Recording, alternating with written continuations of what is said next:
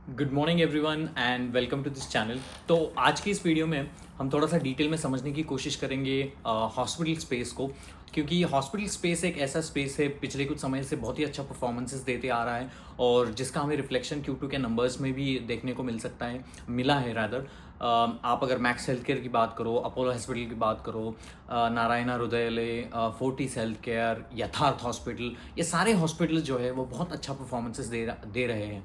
तो हम hospital space को किस तरीके से एनालिसिस करते हैं, कौन से ऐसे पैरामीटर्स होते हैं जिनको हमें डिटेल में देखना पड़ेगा कंपेयर टू द एक FMCG कंपनी, जिसको हम डिटेल में समझेंगे। इस हॉस्पिटल स्पेस में ऐसा कौन सा हॉस्पिटल है बहुत तेज़ी से भाग रहा है, किस तरीके से अपने कैपेक्स को वो प्लान कर रहे हैं अगले आने वाले 2-3 सालों में, उसको समझने की कोशिश करेंगे। और इन डिटेल यथार्थ हॉस्पिटल को समझने की कोशिश करेंगे, क्योंकि यथार्थ हॉस्पिटल एक ऐसा स्पेस है जो 3-4 साल पहले जो मैक्स हेल्थ केयर की पोजीशन थी उसके लेवल पे खड़ा हुआ है। एंड बहुत सारे डेवलपमेंट यथार्थ में अच्छे हुए हैं। इनकम टैक्स ने जो उनके प्रॉपर्टीज़ को फ्रीज़ किया था, तो उसके ऊपर से कोर्ट का ऑर्डर आया है, तो वहाँ एक रिलीज़ उनको मिलती हुई नज़र आ रही है। As far as MSI index में भी यथार्थ का नाम जुड़ा हुआ है, तो वहाँ से भी स्मॉल कैप इंडेक्स जो होता है MSI इंडेक्स, तो वहाँ पर उनका नाम जुड़ा हुआ है, जिसकी वजह से इनफ्लो भी उस कंपनी में आने की संभावना बहुत ज़्यादा है। और जिस तरीके से ग्रोथ यथार्थ की रही है compare to the all the hospital sectors, वो भी अच्छा है। एंड यथार्थ जो है वो EV to EBITDA लेवल, जो एक बहुत इंपॉर्टेंट पैरामीटर्स होता है किसी भी हॉस्पिटल स्पेस को आपको एनालिसिस करने के लिए, तो उसमें भी यथार्थ एक रीजनेबल प्ले लगता है compare to their also the revenues and what the other players are also doing. तो before going to the details of the Yatharth hospital, we will see like कि हॉस्पिटल को किस तरीके से एनालिसिस करना होता है और हॉस्पिटल्स की जो ग्रोथ होती है वो किस तरीके से आती है। तो पहले तो आपको समझना पड़ेगा कि हॉस्पिटल का अगर रेवेन्यूज़ बढ़ना है, अगर मान लो कि मैंने एक नया हॉस्पिटल खोला है, तो मुझे सबसे इम्पॉर्टेंट बात वहाँ पर देखनी होगी कि मेरी जो एवरेज रेवेन्यू पर ऑक्यूपाइड बेड है वो किस तरीके से बढ़ रही है, कि मेरी average revenue, average length of stay of that patient, कि कितना मेरा हॉस्पिटल में वो बंदा कितने समय के लिए वो अपने बेड पर रह रहा है। तो ये दो पैरामीटर्स बहुत इंपॉर्टेंट रहते हैं। एवरेज रेवेन्यू पर ऑक्यूपाइड बेड जो होता है वो 70% के ऊपर होना चाहिए, then I will say like okay the company is having some good rapport into it.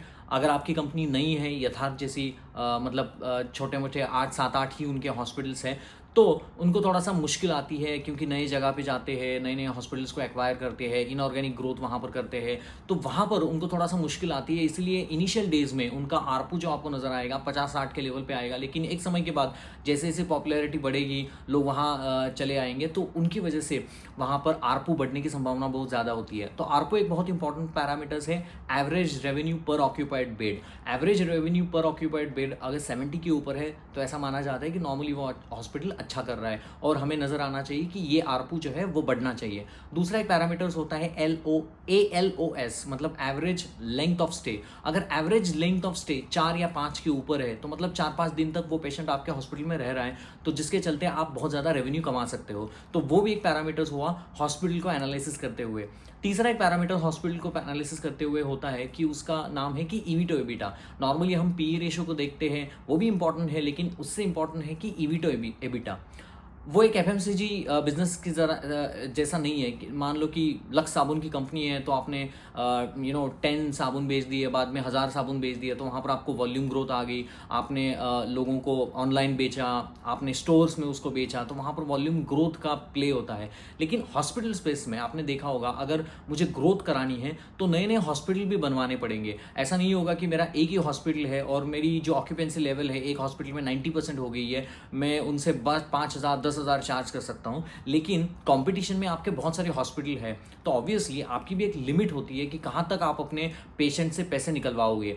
ऐसा तो नहीं है कि किसी ऐसी सर्दी खांसी के जुकाम के लिए आपने एडमिट किया पेशेंट को और वहाँ से 1 करोड़ रुपए का वहाँ से उसके रेवेन्यू ले लिया, ऐसा तो होता नहीं है। तो अगर हॉस्पिटल को ग्रो करना है, सबसे इंपॉर्टेंट बात वहाँ पर आती है कि एक्सपांशन प्लान। आप कैसे नए नए हॉस्पिटल बनवा रहे हो, आप कौन कौन से सिटी में जा रहे हो, कौन से पैरामीटर्स को आप वहाँ पर लेके चले जा रहे हो, कौन सी ट्रीटमेंट आप वहाँ पर दोगे। तो ये सारी जो चीज़ें बहुत मैटर करती है। तो मान लो कि अगर हॉस्पिटल बनाना है तो बहुत कैपेक्स इंटेंसिफाई बिजनेस होता है, बहुत पैसे लगते हैं हॉस्पिटल के लिए, और उसका जो पे बैक पीरियड है वो भी 2 साल 3 साल के बाद आपको पे बैक आता है।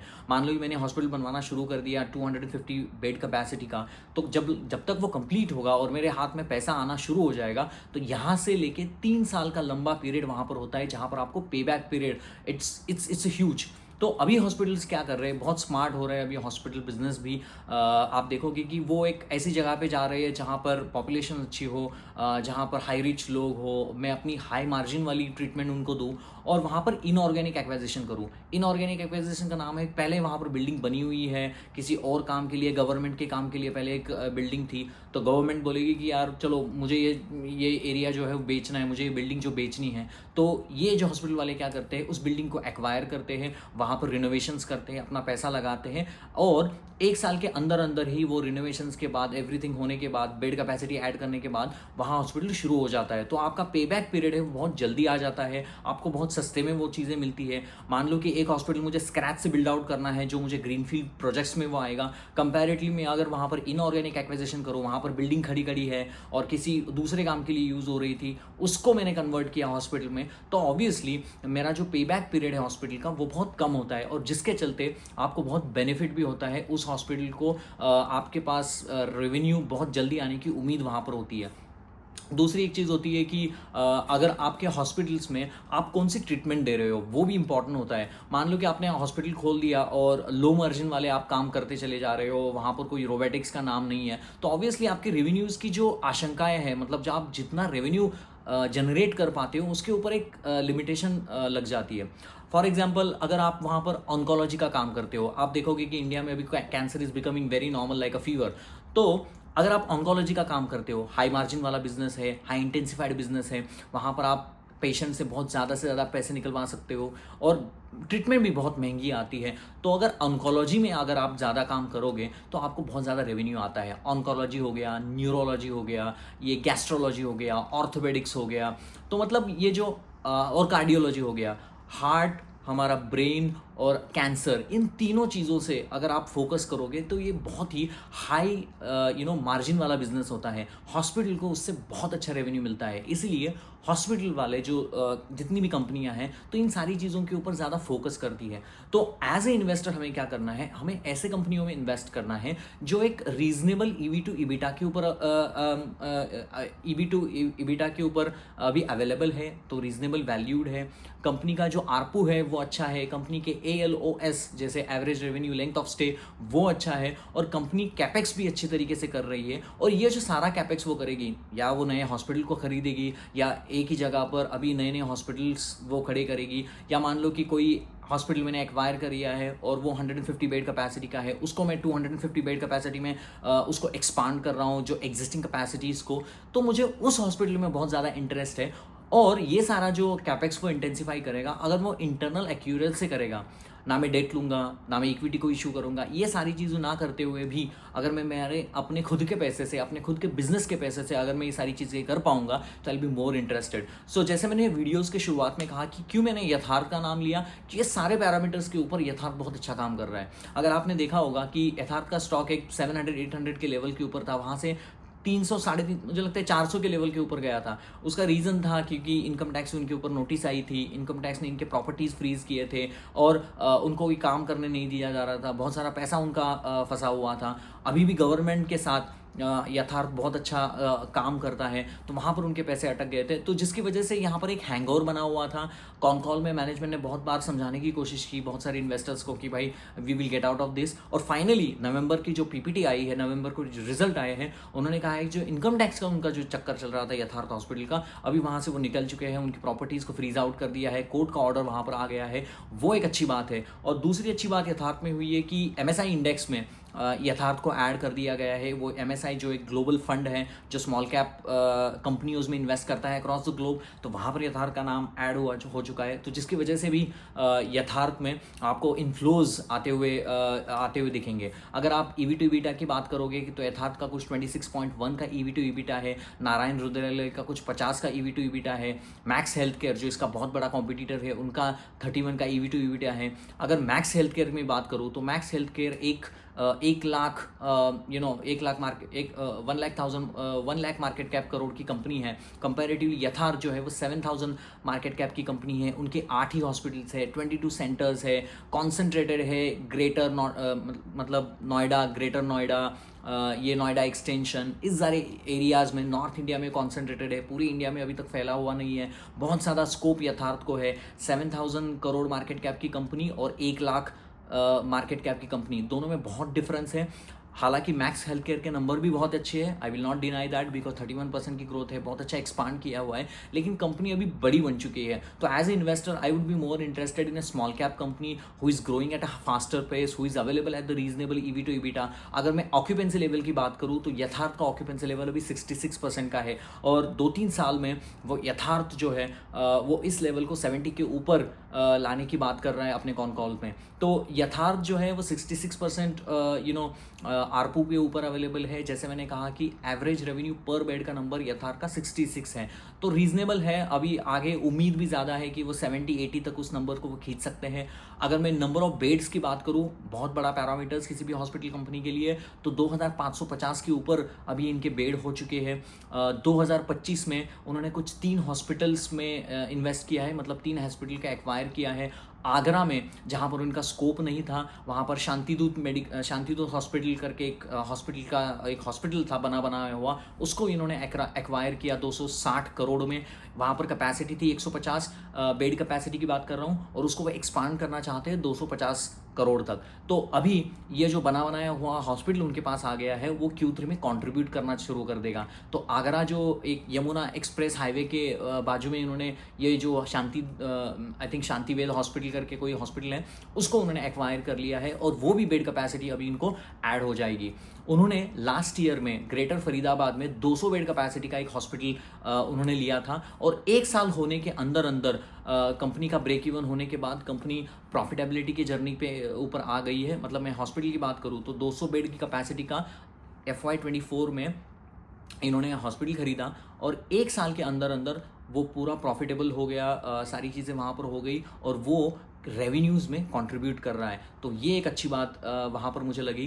अगर मैं बात करूँ तो 300 बेड कैपेसिटी का दिल्ली के मॉडल कॉलोनी में उन्होंने हॉस्पिटल एक्वायर किया वहाँ पर, तो वो भी कंट्रीब्यूट करता चला जाएगा। तो ये आगरा वाला हॉस्पिटल, ये फरीदा वाला, ये जो मॉडल कॉलोनी दिल्ली वाला हॉस्पिटल, और फरीदाबाद में भी एक 300 बेड कैपेसिटी का उन्होंने एक नया हॉस्पिटल एक्वायर किया है। तो ये जो सारी बेड कैपेसिटी है आपको Q3 में उसको कंट्रीब्यूट करती हुई नज़र आएंगी। तो यथार्थ के लिए अगर मैं 2-3 चीज़ें अच्छी बात बोलूँ तो एक तो इनकम टैक्स का चक्कर वहाँ से निकल गया, MSI इंडेक्स में वो लोग आ गए हैं।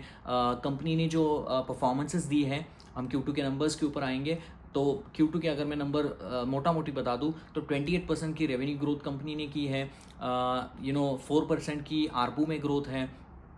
कंपनी की जो प्रॉफिटेबिलिटी है वो 33% से बढ़ी हुई है। कंपनी का EBITDA मार्जिन 23% है। हालांकि because of this acquisition of ये जो दिल्ली और आगरा वाला हॉस्पिटल और फरीदाबाद वाला हॉस्पिटल, जिसकी वजह से जो मार्जिन है पहले 25% हुआ करता था। मैं Q2 की बात कर रहा हूँ। जब कभी भी मैं अपने वीडियोज़ में बात करता हूँ कि इसकी 28% की रेवेन्यू ग्रोथ है, तो मैं Q2 FY26 versus Q2 FY25 की बात कर रहा हूँ। तो रेवेन्यू ग्रोथ 28% की है, पैट जो 33% है, मार्जिन EBITDA मार्जिन जो है वो 23% का है, 25 से थोड़ा सा कम हुआ है। इसका रीज़न भी है क्योंकि ये जो हॉस्पिटल एक्वायर किया वहाँ पर पैसा चला गया है। पैट मार्जिन की बात करूँ, पहले 14.2 का पैट हुआ करता था, अभी 14.8 का पैट है। तो मोटा मोटी अगर मैं बात करूँ तो रेवेन्यूज़ के फ्रंट के ऊपर अच्छी परफॉर्मेंसेस यथार्थ ने दी है। हालांकि it is lesser than comparatively to the Max, but as it is a small cap company, as it is available at the reasonable data, it is looking, और बहुत जो हैंगओवर था इनकम टैक्स का वो भी अभी यथार्थ से चला गया है, and that is also the promising news for the company like Yatharth hospital and trauma care centre. दूसरी एक मुझे अच्छी बात लगी यथार्थ के बारे में, जो इनका total contribution of the revenue है उसमें 10% ऑफ द रेवेन्यू आता है ऑन्कोलॉजी से। आपने देखा होगा कि इंडिया में कैंसर के जो पेशेंट्स हैं बहुत जल्दी बढ़ रहे हैं और this is becoming like a fever kind of things in India. तो अगर मैं बात करूँ तो वहाँ पर 10% का रेवेन्यू आना, आपने देखा होगा कि कॉन्गो, ये यथार्थ वाले उसको कॉन्गो कहते हैं, मतलब आपका कार्डियोलॉजी, आपका ऑन्कोलॉजी, गैस्ट्रोलॉजी, ये जो CONGO है, अगर आप उसको शॉर्ट फॉर्म में करोगे तो कार्डियोलॉजी हो गया, ऑन्कोलॉजी हो गया, न्यूरोलॉजी हो गया, जी मतलब गैस्ट्रोलॉजी हो गया, O मतलब ऑर्थोपेडिक्स हो गया। तो इन सारी चीज़ों के ऊपर वो ज़्यादा ध्यान दे रहे हैं। पहले तो क्या होता था कि पहले सारी चीज़ों में वो काम करते थे, लेकिन अभी ज़्यादा से ज़्यादा ये कंपनी फोकस कर रही है कि मैं अपना हाई मार्जिन जो बिज़नेस है उसके ऊपर ज़्यादा फोकस करूँ, ताकि मैं अपने रेवेन्यूज़ के नंबर्स को भी अच्छी तरीके से ग्रो कर पाऊँ।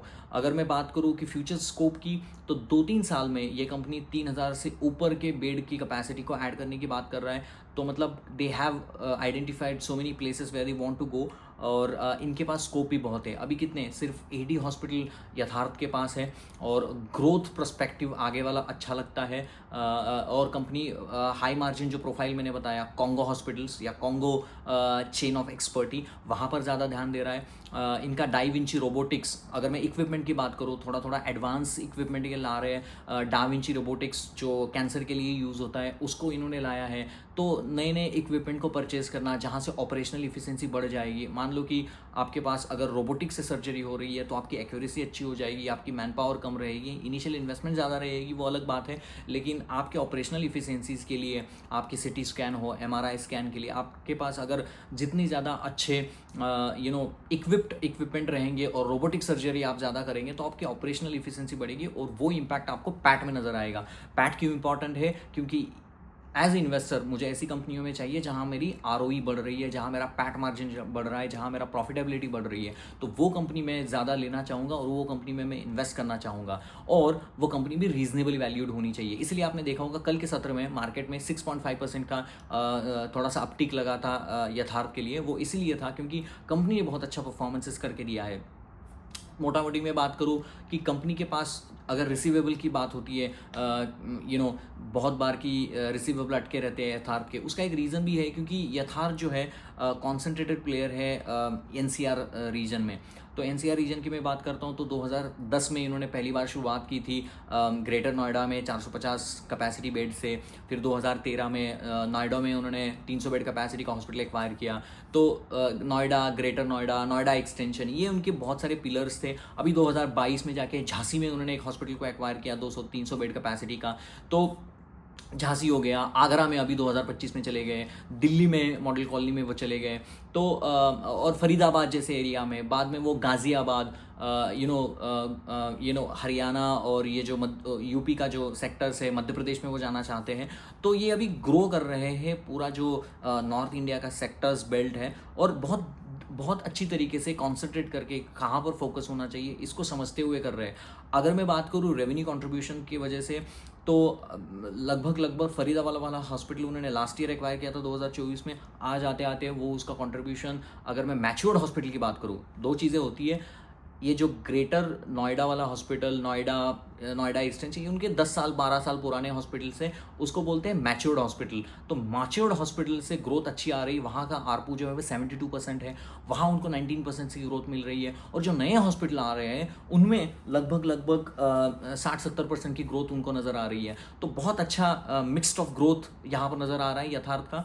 और सबसे बड़ी बात मुझे लगी कि ये जो कंपनी है यथार्थ हॉस्पिटल और ट्रॉमा केयर सेंटर उसको बोलते हैं, तो इनका बहुत सारा बिजनेस गवर्नमेंट के साथ होता था।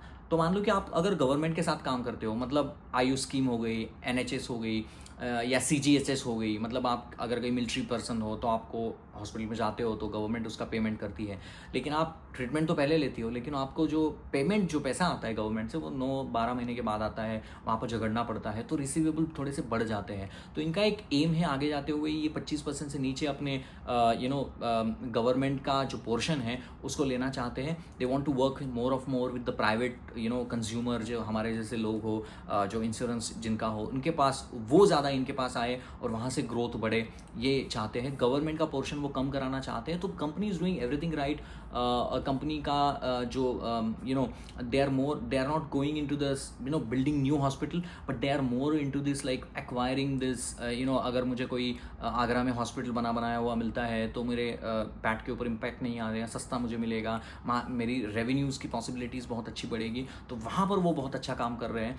तो मुझे वो बात अच्छी लगी कि हॉस्पिटल चूज़ करना, मतलब कौन से सेक्टर्स में जाना है, कौन से इलाके में जाना है जहाँ पर आबादी हो, जहाँ पर जो अभी आगरा का हॉस्पिटल जो एक्वायर किया है उन्होंने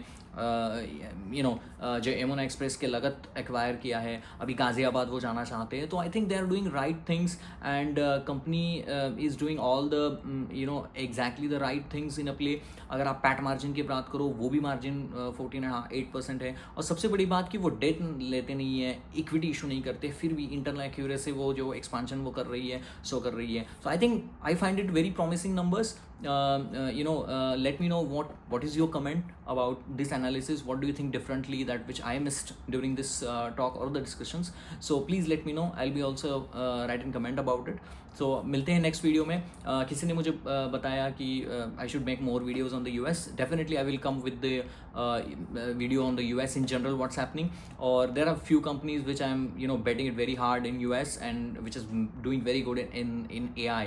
So उसको भी आपके सामने रखने की कोशिश करूँगा और वो आज इवनिंग में वो वीडियो आ जाएगा. So hope you like my analysis, hope you like my study about the investing. Please like, share and subscribe and share to your friends and families who want to learn about the investing and equity research and all of that. So please like, share and subscribe. I'm also doing a lot of work to give you one kind of a program where I'll be teaching the people about the equity investing. So I'll be coming up on that information in my in couple of days. So hope you like my work. Please like, share and subscribe. If you have any comment, if you have any difficulties tracking any of your stocks, let me know and I'm happy to help you out with this. So मिलते हैं next video में. Thank you very much and have a nice day guys. Enjoy your weekend.